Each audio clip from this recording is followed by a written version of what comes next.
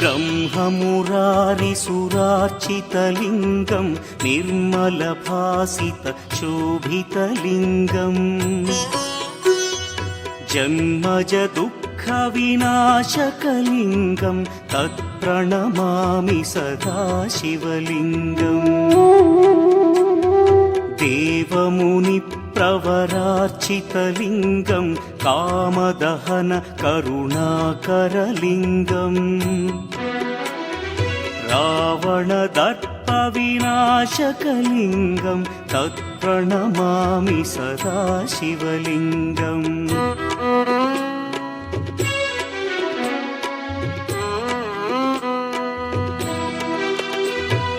सर्वसुगन्धसुलेपितलिङ्गं बुद्धिविवर्धनकारणलिङ्गं सिद्धसुरासुरवन्दितलिङ्गं तत्प्रणमामि सदा शिवलिङ्गं कनकमहामणिभूषितलिङ्गं फणिपतिवेष्टितशोभितलिङ्गम् दक्षसुयज्ञविनाशनलिङ्गं तत्प्रणमामि सदा शिवलिङ्गम् कुङ्कुमचन्दनलेपितलिङ्गं पङ्कजहार सुशोभितलिङ्गम् सञ्चितपापविनाशनलिङ्गं तत्प्रणमामि सदा शिवलिङ्गम्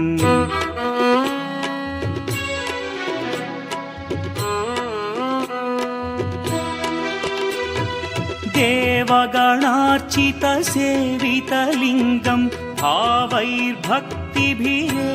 च लिङ्गं दिनकरकोटिप्रभाकरलिङ्गं तत्प्रणमामि सदा शिवलिङ्गम् अष्टदलोपरिवेष्टितलिङ्गं सर्वसमुद्भवकारणलिङ्गम्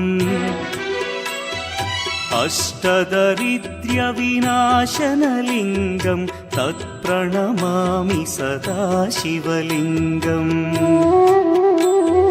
सुरगुरुसुरवरपूजितलिङ्गं सुरवनपुष्पसदार्चितलिङ्गम्